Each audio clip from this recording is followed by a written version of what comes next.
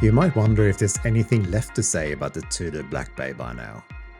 The diverse Black Bay models have certainly been covered to death, and so they should. They are all gorgeous, and if you own one, great job. The time-only fixed bezel model has also been covered off and on, but it's not as popular, and Tudor have left it alone more or less since launch. Today I'm sharing my reasons for not only buying this watch a few years ago, but also why I sold and bought it back again only recently after 2 years on someone else's wrist. But first, let's reminisce about the release of this piece. In 2017, Tudor released 3 sizes of this fixed bezel time-only piece. Or rather, the 36 was released in 2016 and the other sizes followed a year later.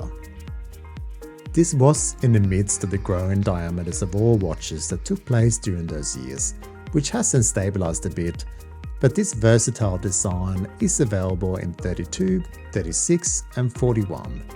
And whilst the 39 would be lovely also, I suppose we can't have everything now, can we? It's also a piece that's deceptively simple, to the point where renders and photos online can make it seem almost a little pointless. Like, why would you bother here with a piece that only has a dial in common with its far more popular dive watch brothers?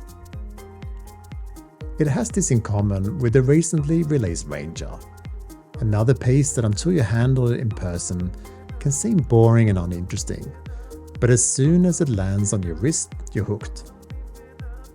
Reviewing and falling in love with the Ranger last year is ironically what made me think about my old Black Bay 41 again.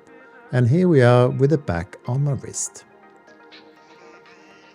So if you're interested in having a closer look at a well-worn Black Bay 41 with a personal story behind it, then pause here, make yourself a cup of your preferred beverage, and let's get to know this particular piece a little better.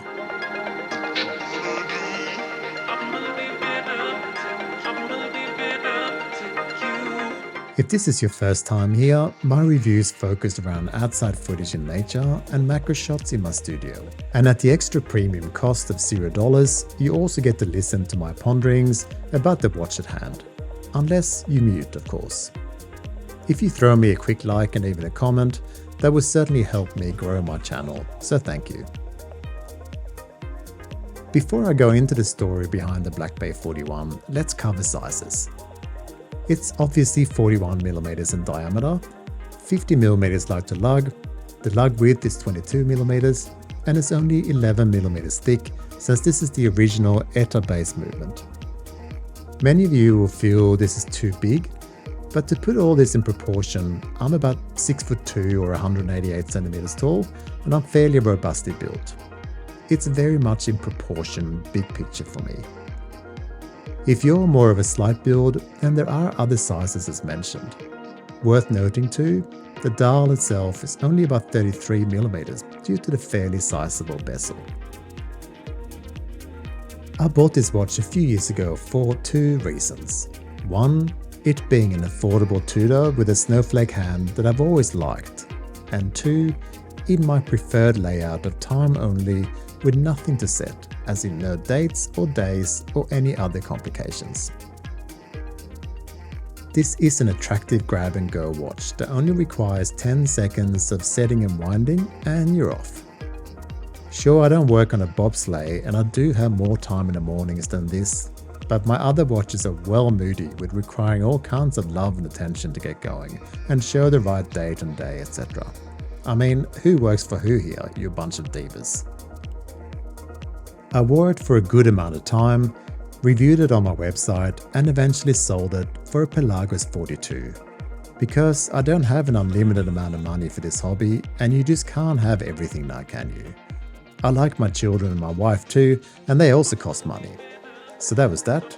Goodbye, my well-worn friend. Have a good life. A few years went past, I sold my Pelagos ironically as well, since as awesome as the original LHD is, it was a tad large in my opinion, and then I eventually reviewed a Ranger that I liked very much. And this made me think about the old Black Bay again.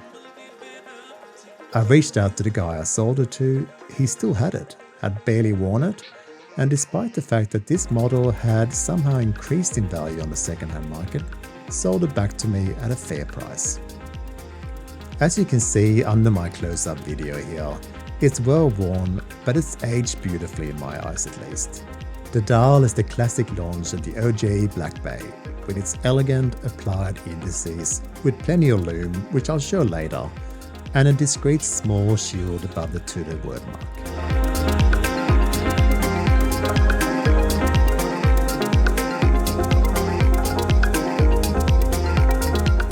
Another charming detail is what's earned the nickname Smile Dial, which is the curved self-winding type setting around the word rotor at just above the 6th position. It is a surprisingly fun and vintage feeling treatment of the type, and I like it very much. In fact, I like it way more than the somewhat unnecessary lines of text that you often get on modern Tudor and Rolex watches. Surrounding the dial is a simple minute track that meets the small seconds hand needle with its classic snowflake. Speaking of said snowflake, this is not just a pointless element for the sake of being different. When an hour hand hides behind a minute hand, sometimes on any watch it can take a second or two to work out the time, if it's not obvious at a quick glance what is what. The snowflake alleviates that immediately, so in addition to being attractive to my eyes at least, it has some practical applications also. The case and bezel is all high polish and extremely soft to touch, the typical Tudor magic that I have only really experienced on Rolex and Tudor watches. I find having the lugs exposed like this on a third-party strap is particularly attractive since they are so well made. The crown is oversized and just such a pleasure to manipulate. There's a well-known crown tube that is there for cosmetic reasons if I'm not misinformed, but it makes it look extra sturdy and attractive. It's smooth to operate, and most of all, this Tudor rose that signs off the crown is my favorite crown decoration ever. It's just so nice, and even more so with a bit of wear. I had this mounted on an Artem strap with a deployant buckle that is seriously the only strap that I managed to find that properly suits the sturdy Black Bay. It's quick release, so also easy to change, which is handy since we have no drilled lugs here. The lugs are thick and you need something hefty and well made to complement the overall case, and this is my favorite so far. The bracelet is incredible too, like really good, with the one and only flaw being a lack of quick adjust. It does however also make the watch a tiny bit slab-sided due to this 22mm lug width. The back of the watch is plain with only a few logos. It's a screw-in cover that has the Tudor caliber T600, which as far as we know is based on the ETA 2824-2, meaning the power reserve is around 38 hours. The good news for long-term ownership is that the servicing should be quite affordable. So to touch on the lume, it's very good and often outlasts my other watches in my watch box easily.